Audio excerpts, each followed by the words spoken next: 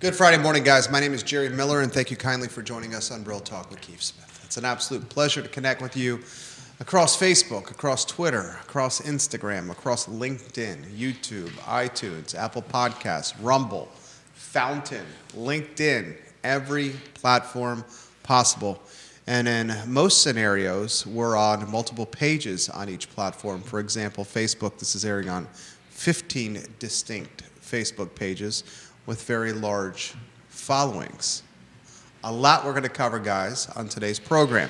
Keith Smith has done a fantastic job in 2025 preparing homeowners and homeowners-to-be of what is in store for housing as we make it through inflation, as we make it through supply chain issues, as we make it through rising assessments, rising tax rates, rising insurance costs, rising replacement costs as it applies to materials and equipment in your home.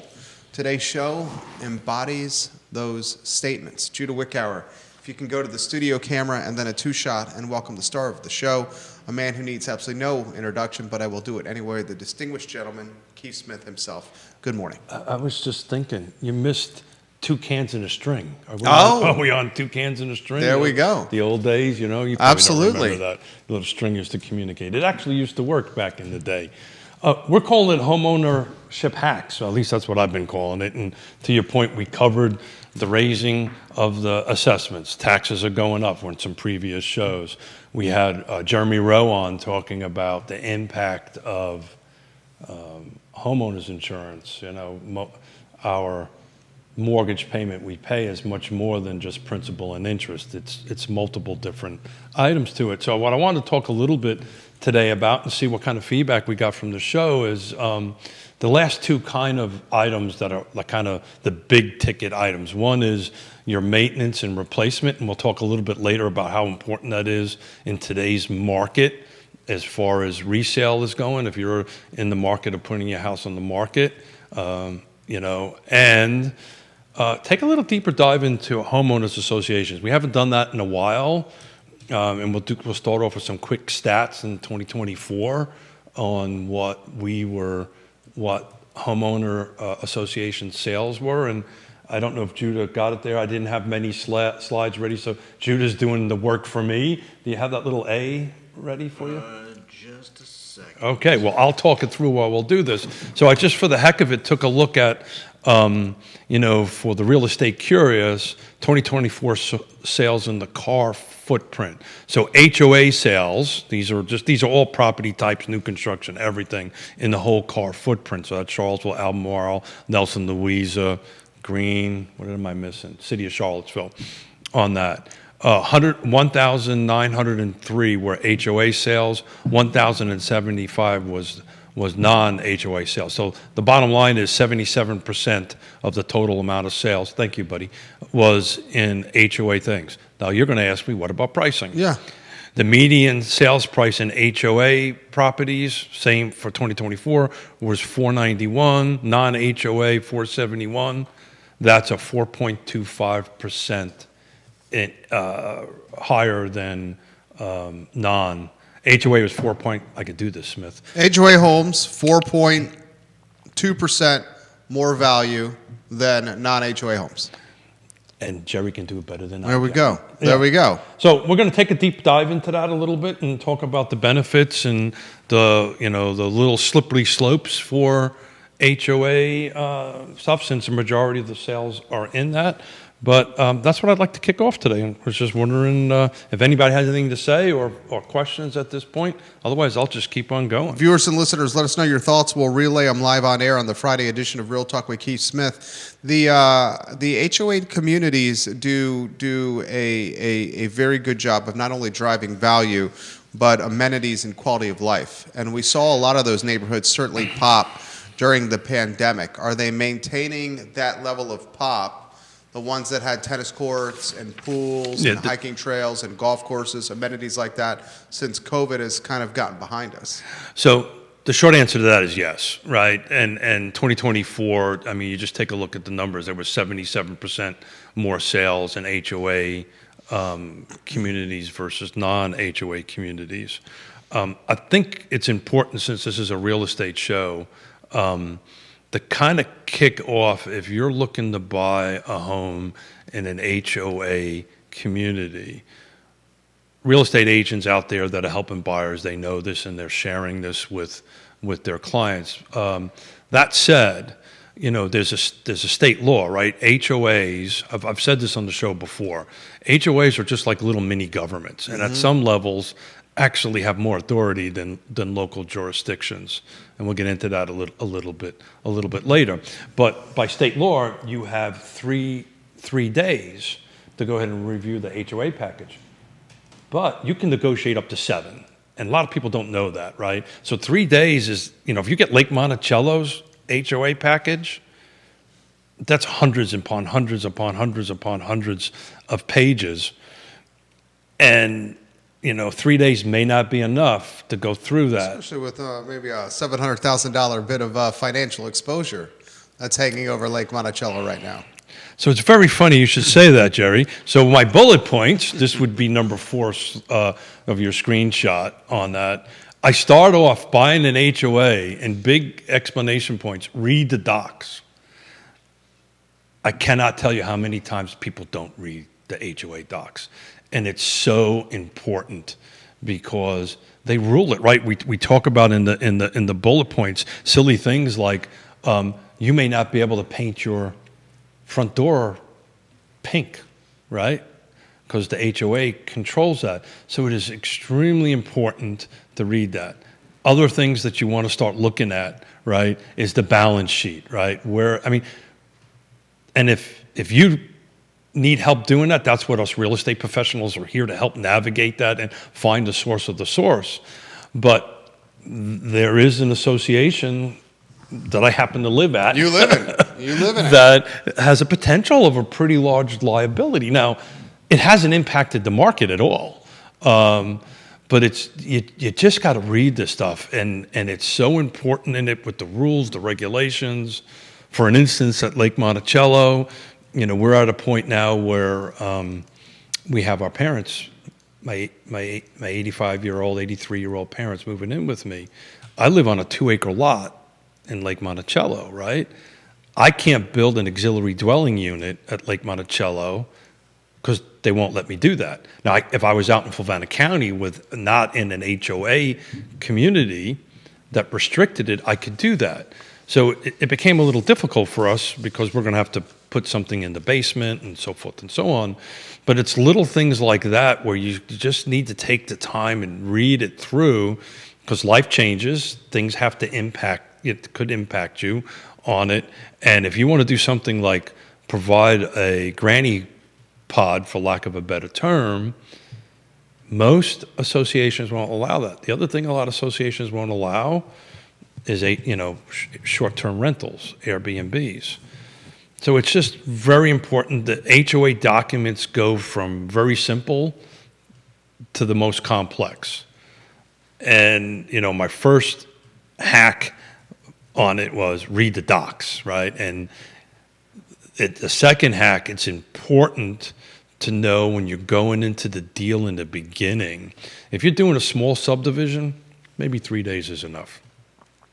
But if you're looking at a larger subdivision that has a deeper HOA package and rules and regulations, you should be negotiating on the front end that maximum seven days. So that is my 2 pro tips on HOAs. Read 3 of them, actually. Read the damn things, right? Make sure you got enough time, right? You don't want to get to the bottom of the 9th inning and try to ask for more time to do it because the other side's not gonna give it to you. And just take a deep dive into the accounting. Here's a 4th tip, which I forgot about. Do a DPOR search on them because they're all corporations and they're all managed by DPOR. So you can research them that way.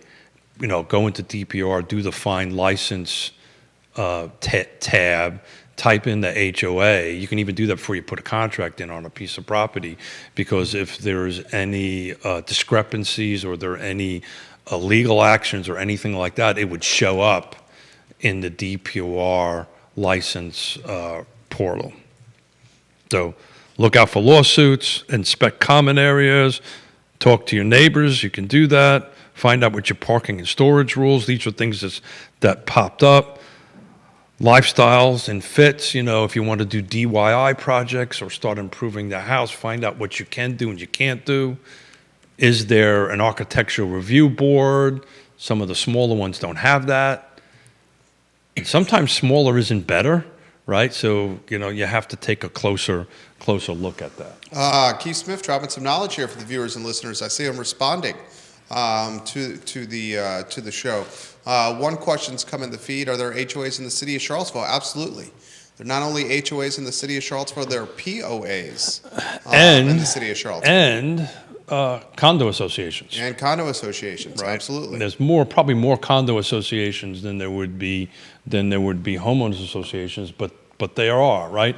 So when you go to look at it and you have a real estate professional helping you, one of the things that has to be delineated in the MLS, in the listing, is it part of an HOA? Is it part of a POA? Is it part of a COA, right? So they need to describe that, and the real estate professional on the other side will help you navigate that through it. What's the important time here is make sure you have enough time to read all of this stuff, because you can get into it and want to do something later on down the road, and then all of a sudden find out you can't do it. How's the health of the market right now, Keith? Judah, I'm going to send you a Facebook message here. Yeah, the tempo's up. I'm looking at it right now. We've got 97 homes this last 7 days that came on the market. 90 went pending. The market is picking up. I think there's a good tempo going on. I think spring has sprung. A little early this year, but spring market has sprung. So, I think the market is doing good. We're dealing with, just to throw it out there, just to put a perspective on it, we're trying to put a cash contract in on a piece of property that has two other cash contracts. So cash contracts, this is about a $400,000 transaction on it. So we're having multiple offer cash contracts on properties right now. So the reason I wanted to talk a little bit about the HOA and having your house ready for the market on it is because that's mattering more than ever to have, if you're on the selling side, is to have a house that is ready for the market. And what is the best ROI, return on investment, to go ahead and do to put your house on the market. Before we get into that, though, the buyers, to your market question, the buyers that we're talking to, that we're seeing out there, regardless if it's cash, regardless if it's at the so-called entry level, regardless if it's at the upper level, they want everything to be up to date. Meaning the roof. We talked about this with Jeremy, right? Right. HVAC systems, so forth and so on. So it's important to have the house ready for the market. Viewers and listeners, put your thoughts in the feed. We'll relay them live on air. Headwinds or concerns for today's market, Keith? Chris Fairchild, hello. Stephanie Wells Rhodes of the Intrastate family watching the program. Thank you kindly for watching the show. Mick Markley, Mike Plecker, Andre Xavier, thank you kindly for watching the show. Just to name a few, some folks at Nest, at Real Estate 3, and Logan Foster watching the program as we speak. So headwinds. There's been a lot of properties that have had price adjustments or have gone on market or come off market of late. Yeah. So the question is were they really in the market in the first place? Meaning, was the seller really motivated to sell, right? Are they selling for one of our 5Ds we talk about all the time, or they were just out there testing the market? As far as price adjustments go, so the last 7 days, just to put it in perspective, there was 54 price changes, and I have to take a deeper look into that. My suspicion is, I think the sellers, and we've talked about this numerous times, the sellers are usually a little slower to reacting to market shifts than buyers. Buyers are generally a little bit faster to market. So I think a lot of these price changes are maybe pricing didn't go in right. And you can take a look at some of these. Some of these listings, when you take a look at these price adjustments, are huge swings. Some of them are six-figure swings. So they just didn't get it right in the first place. So why didn't they get it right in the first place? Was it the The seller had unrealistic expectations, probably so. Not to shade on any particular agents. Maybe the agent helping them wasn't able to convince the seller that that's not the market value of the property. I will tell you, price matters, guys, right? And if you start doing these price swings, today's buyers are fickle, right? Fickle is maybe a wrong choice of words. Today's buyers are waiting for the right opportunity, right? And if you start moving pricing around, it just sends the wrong signal.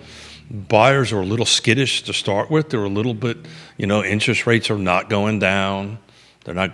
I saw a Facebook post the other day that somebody was predicting 5% mortgage rates. Folks, if anybody out there is predicting mortgage rates dropping anytime soon, go get a different loan officer or somebody else, because they're not going anywhere anytime soon. So they're nervous about that. Back to the topics I wanted to talk about today is about having the house ready and bringing in ISC, a home's best friend, to go ahead and get your house ready for the market. It can't be overpriced. It's got to have the right features, and the condition that we're talking about, it needs to be spot on. And it's silly little things like dress up your front door, a little bit of mulch around the front. It helps your curb appeal. But that's where the market is today. Jeremy Wilson, watching from Tennessee, Wahoo 89. Jeremy, we love when you watch the program. Thank you kindly for your support, your viewership, and your listenership of all our programming on the I Love CVille Network. What is the message it sends when you see multiple price cuts on a listing? And how do you manage that as a real estate professional? Am I managing that on the sell side, or am I managing that on the buy side? How about both? Oh, how come I knew you were going to go about both? Go there. So let's start on the buy side, right? So I'm representing you. Because I'll add a little bit of color to that. Every home buyer, regardless of sophistication, is able to use apps like Zillow or Realtor to track listing history. Sure. And even if a home is pulled off for 90 days to reset the days on market, sure, the average Joe and the average Sally can see the listing history that it was pulled for 90 days and a new price or a new DOM reset happened. Sure. And we know these are average Joes and Sallys, not even real estate pros, just average folks. They make it extremely easy for you to do that. Extremely easy to do it. Just about as easy as drinking this cup of coffee. 100%. So the potential buyer sees, oh, this home was pulled for 90 days and then they did a price cut. I have opportunity here. That's what the average buyer thinks. So generally what happens, the question is asked is why, right? So even though we're up to 90 homes on the market week over week, which is a good number, right? That's a good thing, right? Inventory's starting to pick up. It's anemically low where I think it needs to be, but it's starting to pick up, starting to show a little bit of life. And if I were smart enough to do this talk and do this live, I could probably take a look at where we were this time last year just to see for a comparison. So that said, the mentality of that there's not enough inventory, let's throw a high price out there. Back to the point of the conversation we're going to have with the buyer, first off, is this the neighborhood you want to be in, right? Is this house check enough of the boxes of the features that you want to get into? And now let's have a conversation on why we think this is. And also, as a buyer's agent, I'm coming prepared. So when Jerry says, I want to look at 123 Main Street and wherever, I'm going to do my CMA. I'm going to do my market research on it before we go to the house and go, well, this is why they were wrong, right? This is where the number needs to be, and this is where we're at now. So if the house meets all your boxes and the price is where it's at now, turn me loose and let me go negotiate. That's in essence the conversation on the buy side. Each buyer has different needs, and each transaction is a little bit different. On the sell side, it's a little bit more complicated, right? Because there becomes a trust issue here, right? So I'll I will quote Michael Guthrie, Disappoint you now, then disappoint you later. 100%. Yeah. And there's a lot of value in that. So the question becomes, from as a real estate professional, and knowing that there isn't enough inventory, knowing that there's no more buyers out there, is it a good business strategy for you? Are you really doing your fiduciary responsibility to the seller by not pushing back on the price? Look, being a little over what the market can absorb is one thing. Being tens upon tens upon tens of thousands of dollars over it is a different thing. And what it does, if you go through if you allow that to happen and you go through the process, Jerry, there's a little bit of a trust breakdown on it, because this is the easy part. The hard part is the negotiation part as we go a little further into it. So I hope that was a decent way of explaining that, but I'm looking at some of these items that went up. I mean, we got $10,000 drops, $20,000 drops. Some of the higher number properties have six-figure reductions. That just means they got it wrong going in. And, now you've got to walk in as an agent and try to do that. And then as a second thing, you're the listing agent. I'm representing Judah to buy the house. What's the first question I'm going to ask you? What the hell happened? That's what I would ask. Amy Weidel watching the program. Hey, Amy, how are you? She says HOA managing companies make huge impact on communities, and they are managing from satellite states, increasing HOA fees which affect buyers' interests and affect amenities and upkeep of communities. Thoughts for homeowners to manage impact. So, Amy. Gary Palmer, thank you for watching the show. We got more comments coming in. Yeah, Gary, looking forward to seeing you next week. Amy, thank you, and thank you.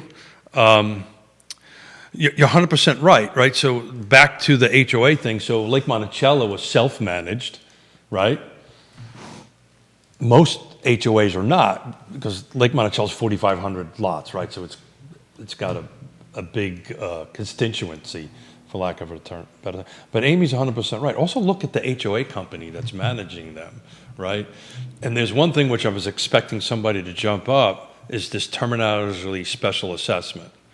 Be very careful when you're reading your documentation how the association manages what its policy is for special assessments. Because from the state law's perspective, it's very blanketed. It can pretty much do whatever it wants. So what you need to do is actually take a look at that policy and then take a look at what they've done before, going back. They could make a oops, like taking money they maybe we shouldn't have Lake taken. Monticello, his neighborhood. May have not taken $700,000 during the pandemic, a PPP loan, which they should have taken. In my opinion, they should not have. But in any event, now how we're going to pay that back, Coach? I would think you just do a special assessment, hit each home for $150, and get this over with. No, I agree. Just put I the understand story that behind the neighborhood as quickly as possible. I understand that $150, Egg on the face. 100%. Yeah, just get it over with. But the point I'm trying to make is, if you buy into an HOA, that's a strong possibility that can happen again and again and again and again, because most homeowners associations require at a minimum a simple majority. Some require a super majority, and that's a part of what you've got to read through the details to raise dues. Generally, that doesn't happen. People don't like to raise their dues. It's kind of like they don't like to raise their own taxes on themselves, right? So the way that the association can pay for things is... Well, most homeowners associations have a percentage that they can raise without having a majority or supermajority get involved. Not all of them do. Most boards do. 100%. Most boards do. 100%. Yeah, which is in the bylaws. Which is what you... Back to read, my big explanation. Somewhere from 10% or under, a board can do without having majority or supermajority vote. 100%. So 10% on $100 a month is not a big number. Yeah, talking $10 here. Right. But some do not. right? And depending on when they were created. So back to the read end of it and go through it and find out what rules and regulations and processes that you're signing up for. Amy, thanks for the question. Yeah, viewers and listeners, let us know your thoughts. Chris Fairchild, we love when you watch the show. Carrie Griggs, we love when you watch the show. Logan Wells Claylow. You did a great job the other day. Oh, he was fantastic. Colleen Tyler, thank you for watching the program. We love when you watch the show. Sarah Hill Buchensky, thank you for watching the show. Mr. William McChesney, thank you for watching the show. Randy O'Neill wants to know how many homes were sold to federal workers over the last 4 years in our area who thought that they could work from home till they retire. Yeah, impossible to tell. That's impossible. That's a lot of these federal workers are being called to either work back in the office in D.C. or have lost their job. There is a boatload of job Well, it's loss not just the federal side. Yeah. Businesses, contractors. Yeah. Business, no, general in terms. Yep. Business in general are coming back. It's interesting you brought that up. We did, there was a presentation that was given to us at the Thomas Jefferson Planning District Commission talking about how many people are hybrid working. So there's a huge percentage of folks that are hybrid work. I can't talk about which individual houses, but I can tell you, because we talked about this when COVID came in, if you thought you were going to be working from home for the rest of your life, that was not a realistic expectation. Can I go back to HOA for a second? Yeah, please. So back to the special assessments and HOA. Here is a little hack that you could do when you're driving through and looking through the property, right? I happen to know where Amy lives, and I'm sure Amy will be okay with me saying this. That's our son-in-law's mother. Yep. So we love Amy and Chris and the family. But if you drive through their subdivision, right, I won't say where, but when you drive through it, you can look at all the amenities. They're well kept. The roads are taken care of. The side of the roads are taken care of. If you're driving through a subdivision and the playground's falling apart, the roads are not looking in good shape, more than likely you're going to get hit with something at some point, because the state isn't going to come in and take care of the roads because they're maintained by the association. The state isn't going to come in and fix, or the county is going to come in and fix the playground. Those are created by the association. So that's a little bit of a hack. If you're driving through and you're seeing that the subdivision needs a little bit of a refresh on it, you might be seeing a special assessment in your future. Amy says, yes, feel free to speak freely, Keith. Thank you. She says there was a mismanagement of the lake in their neighborhood, and it caused $1 million of work to be done, Amy said. Yeah, and I don't know the exact number of households where Amy's at, but it's not 4,500, I'm pretty sure. So that $1 million gets spread across whatever the number of Woody Fincham says, no special assessment on us homeowners on Lake Monticello. They should either make the board members who agreed to do this personally repay it. Come on. Board members aren't going to be able to repay nearly $700,000. Or if they were advised by a CPA to do this, that's the better path. Then the CPA's errors and omissions insurance should take care of it. Yeah, so I don't think I think the first was a little tongue in cheek. I don't think the CPA's errors or omissions insurance is going to pay for this either. I think what is going to happen, yeah, I don't disagree with you, is the houses in Lake Monticello will get hit with a $150 special assessment. And if I was offering any advice to the largest neighborhood in Central Virginia and the second largest HOA community in the Commonwealth, is it somewhere? It's somewhere in Northern Virginia, right? Yep, starts with an R. Is it Reston. Is it Reston? Okay. A lot of people don't know that the town of Reston is actually Reston. Woody Fincham says, yes, they are hired. If we actually consulted one at Lake Monticello to consult and help us figure things like this out, this was a gross error in judgment. Whoever is responsible for it should be the parties responsible for it. I'm not sure if a CPA was even consulted. I would bet it was not. Yeah. I would bet it was not. Just saying that if anyone was, they gave some pretty bad advice. So I will also add this. It was extremely clear that an entity like Lake Monticello should not be getting PPP loans. It was extremely clear with the paperwork. I think somebody misunderstood what 501c they were. It was extremely clear. Yeah. So I want to take this from a different perspective. Obviously, it was tongue-in-cheek on And Dan Pennett's watching the program. Hey, Dan. It was... Which I think he has a position in Lake Monticello, does he not? Mustache Dan Pennett? No, you do not anymore, Dan no, Pennett? No, he just lived there on and off for decades. Woody says people who sit on boards have got to remember that they have a fiduciary responsibility to the organization they are running. Yes, I'm being a little tongue-in-cheek. Yeah. Appreciate the comments, Woody Fincham. Yeah. So I'm going to twist this a little bit. So, this obviously is hitting close to home because this is Keith's neighborhood, Woody's neighborhood. Yeah. Well, but it's a great conversation to have to showcase the importance of reading the damn HOA documents and understanding them, right? But even if they had read the documents, this wouldn't have come up. This just recently came up last year, at the end of last year. So I'll push back a little bit on that. I understand that.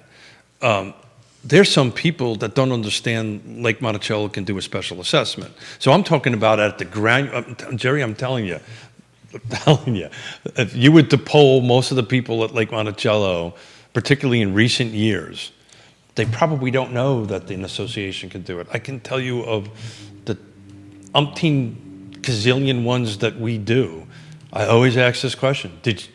We're at the end of our 3 days or our 7 days. Have you read all this paperwork? And oh, by the way, here is a document I need you to sign stating that you did, because I don't want it to come back on us, right? So there's a document that we circulate along to everybody, to include the closing attorneys.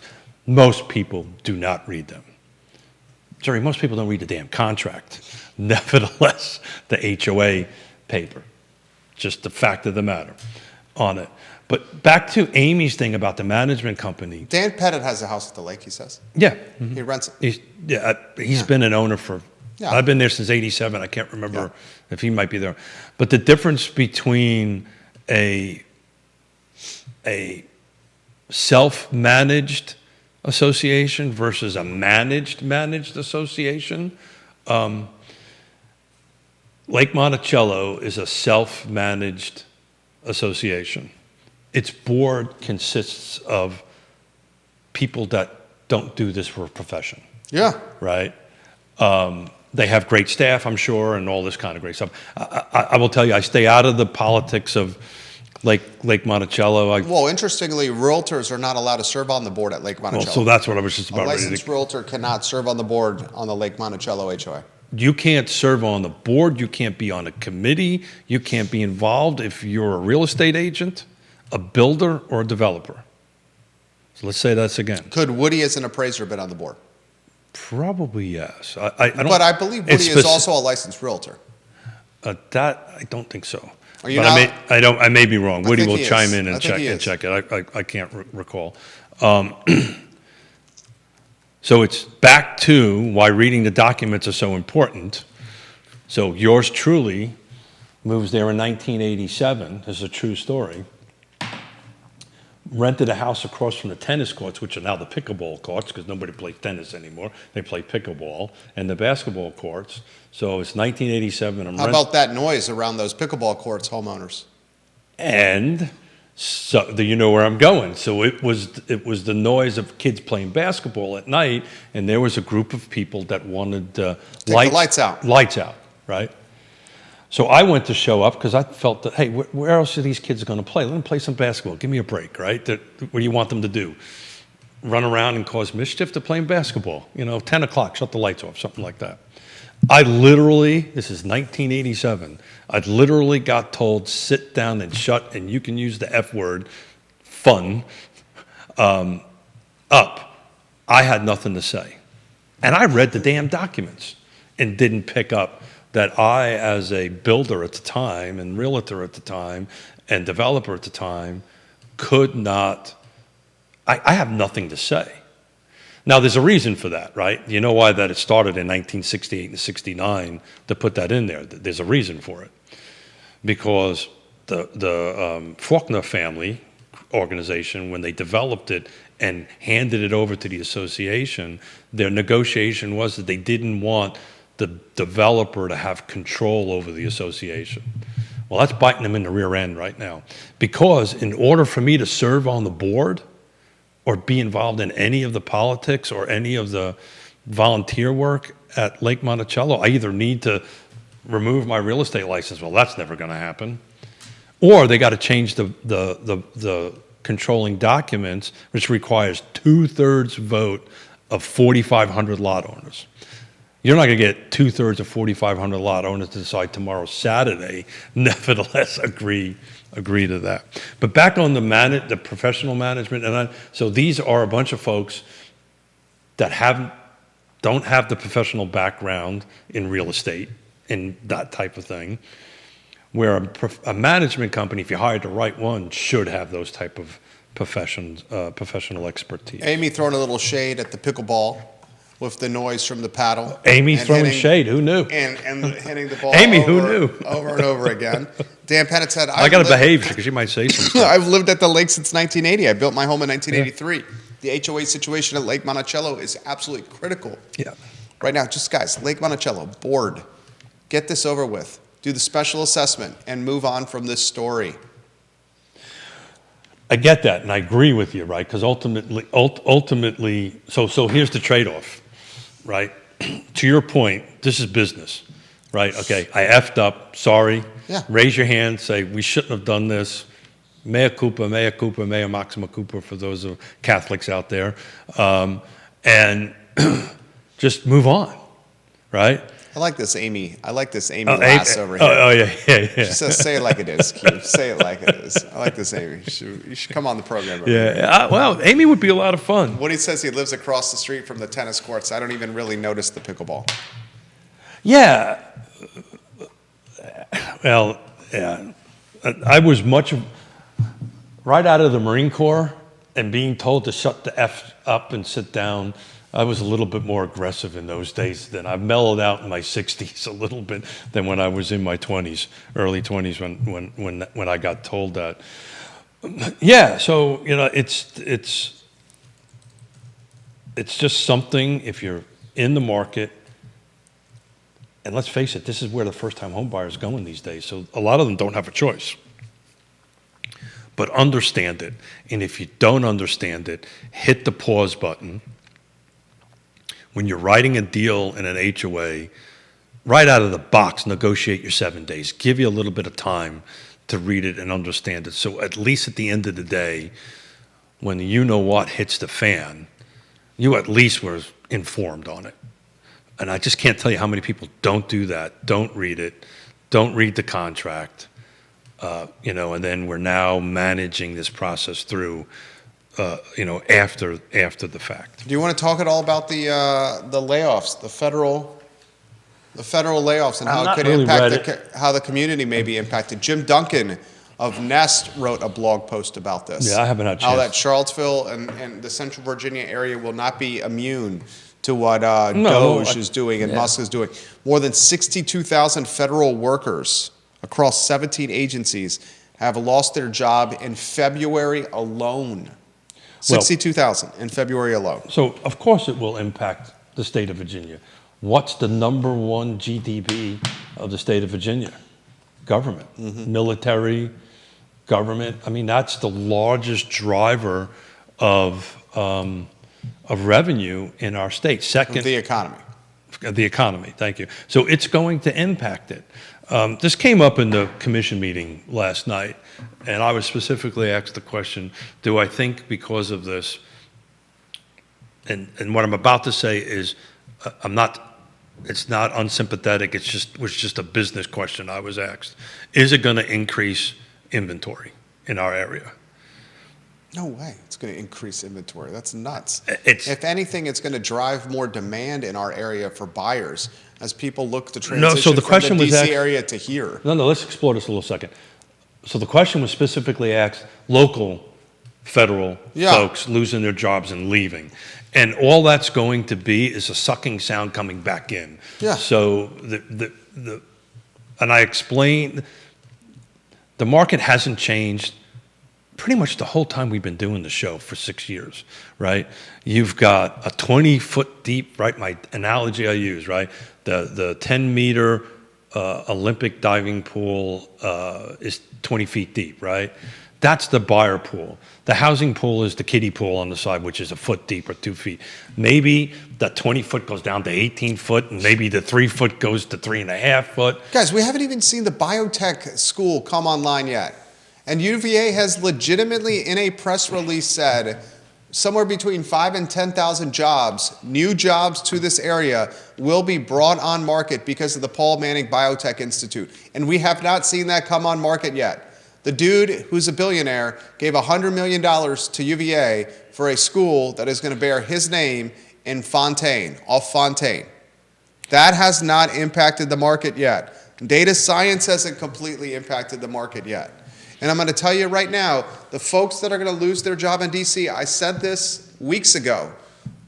Some folks pushed back, including a very active mortgage broker on social media on this. My comment is proving to be accurate. I said that folks who lose their job in the DC area tied to federal government. They're coming down here. Will come down Yeah, here. 100%. Some of them will come down here. And it will impact demand. That's all I said. And I'm proven to be right. Yeah. Well, first of all, they've always been coming down here. Exactly. And There's a massive UVA presence in that area. Yeah, the Charlottesville region has just been super attractive. But I shared the data. This is where the DC community chooses to long weekend. This is Charlottesville area. It's always been. Yeah. It's always been.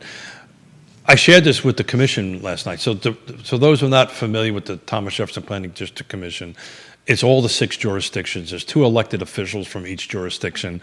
And at the very end of it, there's a round table. I usually take an opportunity to talk about, it's a once-a-month meeting. I'll talk about, hey, what's going on in your market, right?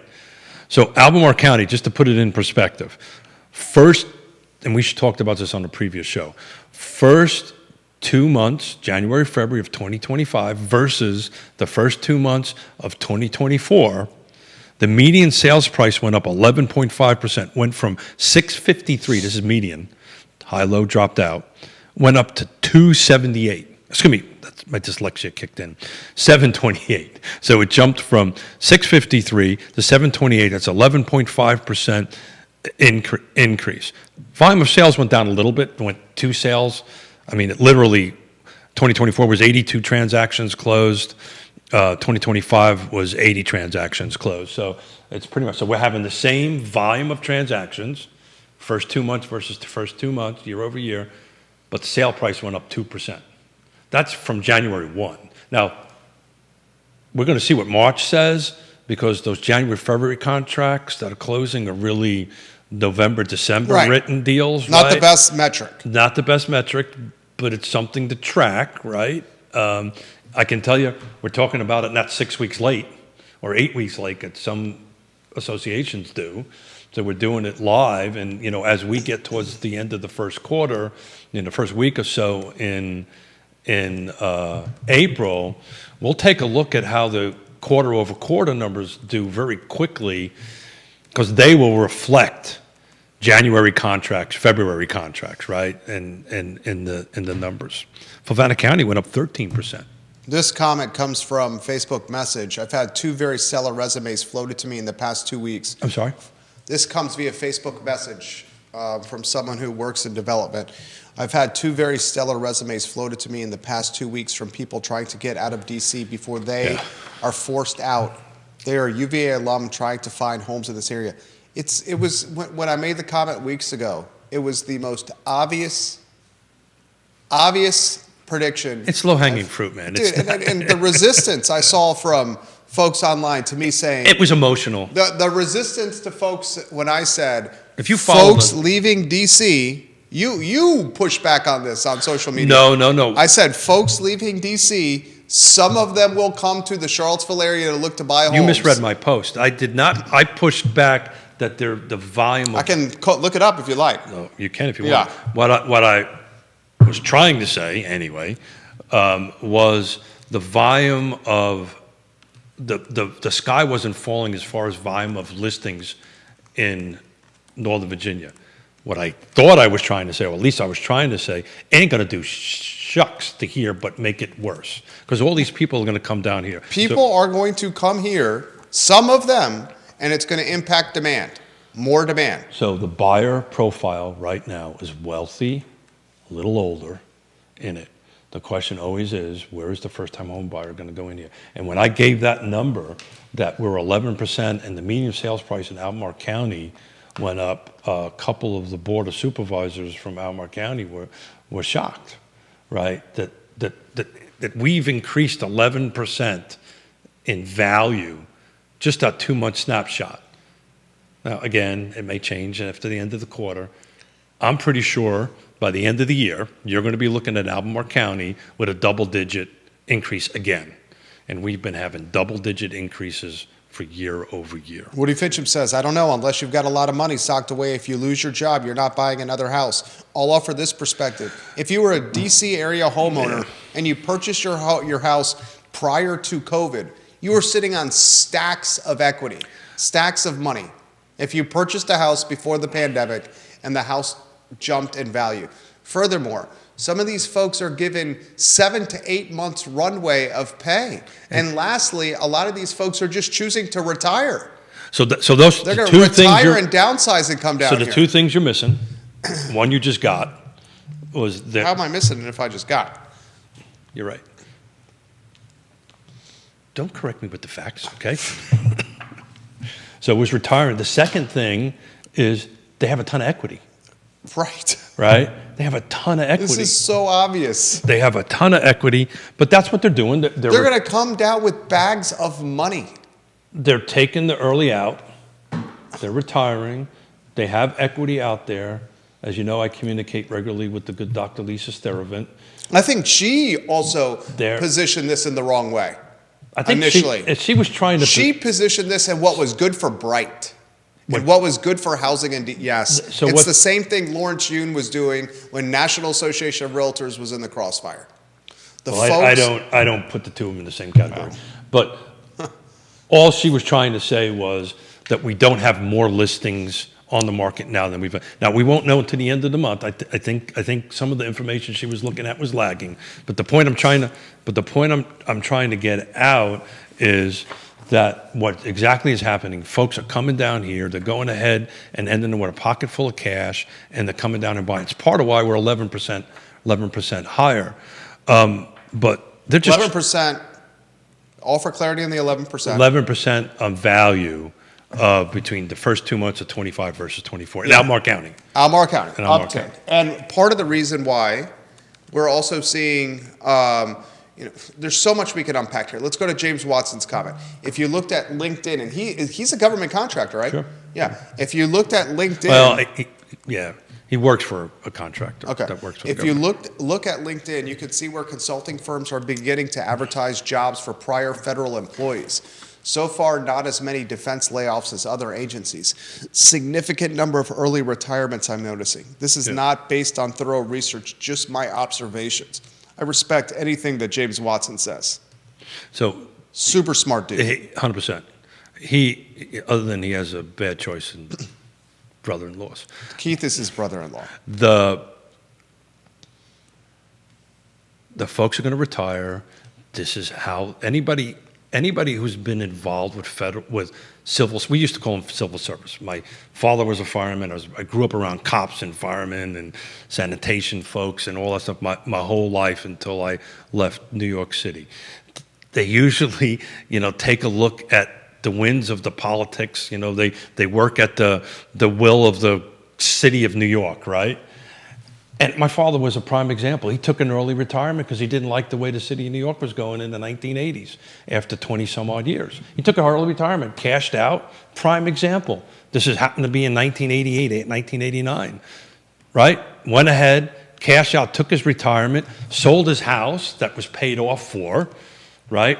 Put a bunch of cash in his pocket, came down here, prices were very different, but used that cash to buy a house. Yep. Right? So this process that we're talking about is not new. It is not new. It's been happening.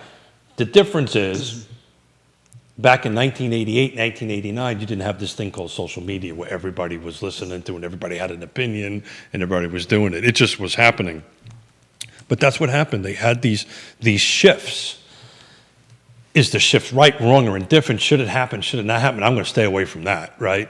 But it's not our place to say. We don't talk about the national politics here. But Well, we just talk about the what's happening. impact, Right. the impact on the market is something real. we need to talk about, right? It's very real. So right now, I'm still tracking numbers over there. There are not markedly way more listings on the market than they were this time last year. They are greater and they are climbing. Values are not decreasing. They're greater and they're climbing. In February alone, I mean, we haven't seen the effing impact. 100%. 100%. February alone, I should give the statistic again. Let me get my 222,000 job cuts. 222,000 job cuts in 2025 tied to, I'll give you two statistics to write down. 62,000 federal workers across 17 agencies lost their job in February alone. These people haven't listed their homes yet. So They just lost their job. So I was trying to get there, but I'll let you get there first. Go ahead, finish. I mean, it's what's coming. Yeah. So again, we're looking at, just like I'm looking at the 2-month snapshot of the market here of our 6 or 7 or 8 or 10 jurisdictions that I've done. These are 2-month snapshots up there. The full-fledged of it, they are not even leading indicators, right? They're just indicators at this particular point. We're going to know a lot more, obviously in the end of the first quarter, clearly the end of the second quarter. That's when we're going to know. Impact on it. Middle 100%. to end of second quarter. But my job, or our job, is just to stay in front of it. Right. And I have been doing that with resources up in the Northern Virginia. Listings are climbing, but they're not these skyrocketing climbings. Values on the sales side are not decreasing. They're not increasing as much as they were, but people are buying, selling. They're reading the tea leaves. They're getting the bleep out of Dodge. They've been wanting to get out of Dodge anyway. This just pushed them down the thing. But it will make it harder here on this market here for folks to buy. How many active listings are in the car footprint right now? It would take me some time to put that together. It would take me some time to do. How many active listings are in Albemarle County right now? You've got to talk for a couple minutes. I can talk for a couple minutes. For me to go ahead. And I would love to know how many active listings are in the car footprint and in Albemarle County right now. And then when we have that number, I'm going to say this question. What if 500 people, 500 families come from the D.C. area and choose to call this place home? But Jerry, massive impact, folks. Time out. What about New York? What about Connecticut? Yeah. What about, we're seeing people coming back from Florida. We got my wife's friends live in Orange, Connecticut. This impacted their family with job loss. And so what are they doing? They have a home in Orange, Connecticut that is damn near, if not paid off. They are looking to move south to take all this money to a more affordable climate as they do the back end of life. I made a living until I lost everything in 2017. On people that did this. I built 30, 40, 50 houses, not I, the company that I happen to own and president, built 30, 40, 50 houses a year solely from Northern Virginia folks and Northeast folks. Yeah. Solely. I could count on one hand a local person.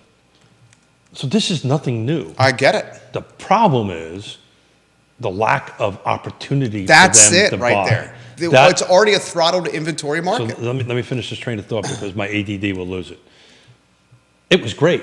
1987, opened up the company, got my father retired, everybody was down, we built the company, went and did that. There were 600 houses out of 4,500 houses built in the subdivision. I didn't go in here for 20 years. Yeah. Right? I went 5 miles, one side of the lake, the other, to build a house. For 20 years, I did that. Well, guess what happened? It filled up, right? So where are all these people that are coming down to do this? I'll shut up now and let you talk because I can't do that and search data at the same time. Steve Spalding watching the show right now. Hey, Steve. You know Steve? I do. What line of work is Steve in? Steve's with us. There we Real go. estate. Yeah. Steve Spalding. The D.C. metro market, which is what Keith has said, in the first 2 months of 2025. Not only that, he knows new construction like the Pope knows holy water. Him and Mike Plecker. It's a great simile you use there. I heard that from Yeah, somebody. there we go. Should I'm be. trying to do this. It just came out. He says it should be interesting to see if the changes over the next 3 to 4 months, as these are the key listing months for that market. There is still a housing deficit of around 4 million units nationally. What was his number? 4 million nationally. And depending. Thank you, Sarah Hill Buchensky. I would give you a high five right now. She says this puts things in perspective for the viewer and listener. SHB, props to you. High five. Sincerely mean that. 320 active listings in Charlottesville and Albemarle County right now. Okay. Ladies and gentlemen, there's 320 active listings in Charlottesville and Albemarle County right now. So I got 190 of them in Albemarle. Okay, 190 in Albemarle. I just gave you the statistic because of Doge. 62,000 federal workers have lost their jobs. There's been 222,000 job cuts in 2025 alone. 62,000 in February alone. Ladies and gentlemen, let's just use a ridiculously low number. Let's say 62,000 lost their job in February. Of those 62,000, let's say 1,000 consider Charlottesville, Albemarle County, or Central Virginia. Well, we just learned from a professional, one of the best in the business, Sarah Hill Buchensky, that there's only 320 active listings. So this will impact our market. Okay, so thank you for doing that. I only could listen to you talk and work on this. So that's why you have me. That's why I just did Albemarle County, right? So let's add a twisted number to that, right? So right now I just did a quick search, Albemarle County, new construction, existing, everything, detached, attached, and condos. There's 190 listings for sale. Do you want to know what the pending number is right now? So these are homes that are under contract, which is going to speak to the absorption rate. Do you have an idea? Tell us. 258. So I got 109 homes. Hold on a second, make sure I get the number right. 190 on the market, 250 that went pending. So that's, when you start looking at absorption rates, that's what you kind of start looking at. What's coming on, what's going off, what's coming on, what's going off, what's coming on, what's coming off. It's not even balanced. Yeah. So the point, and I'm going to get on my housing affordability, and we're out of time. We are out of time. Yeah. My housing affordability soapbox on it, and it's not even about affordable housing. It's housing affordability. When you're at $700,000+ for a median sales price in Albemarle County, that's not affordable for a lot of people on it.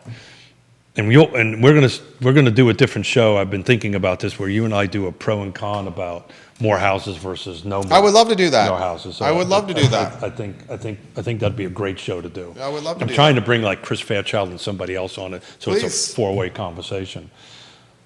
Bring Chris Fairchild and Neil Williamson. Yeah. Chris was going to come today, but he love Chris come at the last Fairchild. minute. Love CF over there. He's always. We may not see eye to eye on things, but we always have a great conversation. Great dude. Hug afterwards. But here's the absorption rates. If you don't, I got a general contractor and a home builder coming in here at 11:30 for a meeting in 13 minutes. Literally, Class A contractor, home builder, GC is coming in here. Smith will wrap up then. Got it.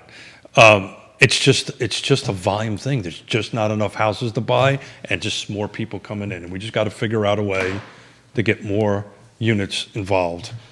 Layoffs are not going to give us more units. It's going to be a positive growth, not a negative loss. If that makes any sense. Well, I think no idea what the hell I just said. We knew what you meant. Whatever we lose, we're gonna have more coming in. An inner circle friend, guys, Keith Smith, one of the principals at Yes Realty Partners. Keith and Yonna, people you can trust to get you through. I love doing this with you. Oh, it's been great. The hour flew by. Love doing this. Hour and change. Love this pushing back. Yes Realty Partners, online at yesrealtypartners.com. The best of the best, guys. It's not fair. You're a little smarter than me. Judah Wickhauer behind the camera. That's not true. That's absolutely not true. Yeah. I just very quick on my feet. My ADD. Yes, right. I have an unfair advantage when it comes to that. You do. Keith, Judah, Jerry, online at realtalkwithkeithsmith.com. The entire show archived. Thank you kindly for joining us. Thanks, guys. Everybody. Have a great weekend.